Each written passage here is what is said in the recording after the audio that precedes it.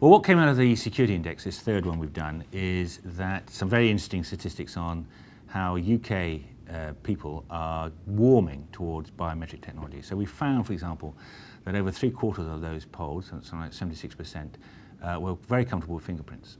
Now that's a big change. Over 3/4 again, a bit more, were now warming towards iris recognition. And one has to say that's going to increase because the iris recognition they're talking about is 4 years old now, and there's a better generation coming in now, which makes it even easier for people to use. And also, talking of new technology, we found that over half, about 56%, were very encouraged, I suppose, warm to the use of vascular pattern recognition. Now, this is a fairly new technology. Unisys is probably a leader in this, and it measures, if you like, the blood flow in our case in the back of the hand. There's another company that does a blood flow on your palm, but it's very simple, very easy to use, covers much more of the population, say fingerprints, and is very accurate. So we found that that's an interesting trend from this index, and I think it's going to get much more towards the sort of 100% mark as we go forward. Well, the main driver for the public for any technology is, does it make my life simpler? Does it make my life cheaper? Do I get better services? So service provision, if you like, is one of the main benefits from all this. It's making it much easier, much more assured, much more safe and secure. So, and biometrics, because it's what they call a factor of authentication, you know, who am I? It is very, very strong. It's a very strong switch. And therefore, now the technology's got much better. The cost of using it has dropped considerably. It's being widely used in a whole host of different applications, not just immigration, not just ID cards, but it could be getting into a building, getting into your computer. It could even be going for retail, shopping, that sort of thing. Is now becoming very, very accepted.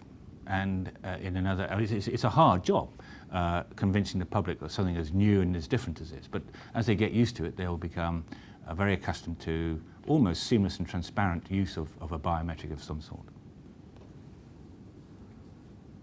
In terms of drivers for biometric technology, clearly in UK the National Identity Scheme is the main one, because that's going to establish the infrastructure right across the country, run by the government. On top of that infrastructure will be other tipping points, if you like, for getting this technology going in being used. And clearly the Olympics in 2012 is the main one, which actually starts now. So as well as physical security and bounding the Olympics with security fences and everything, you have to also bound the, if you like, the logical world of how people access the sites and who these people are. And there's over the period of 4 years, there's going to be over 200,000 workers working on the Olympics.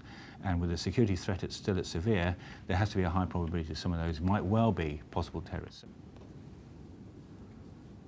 There are a lot of examples around the world where biometrics has been used as the enabler for the service, to give a safe and assured way of making that service work quickly. Unisys as a system integrator is one of several, but one of the top tier who provide a solution, or a number of different solutions based on that. So we have, for example, we pioneered the Malaysian MyCAD ID card. So that's an ID card. It's actually a card. It's a multi-purpose card, and as well as your identity credential, it has your health details on it. It has a stored value digital cash purse in there. It's a passport. There's a whole host of things on there, which back in 2002, when we first started this project, and it's grown since then. It's got chip and pin. It's got a lot of protection on it.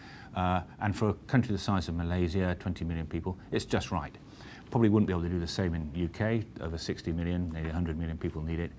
So Malaysia is one, but we also use it for different applications. So in the Port of Halifax in Canada, for example, we've used a vascular pattern recognition. So we have a camera which will look at the back of your hand and take a picture of the pattern created by the blood in your veins.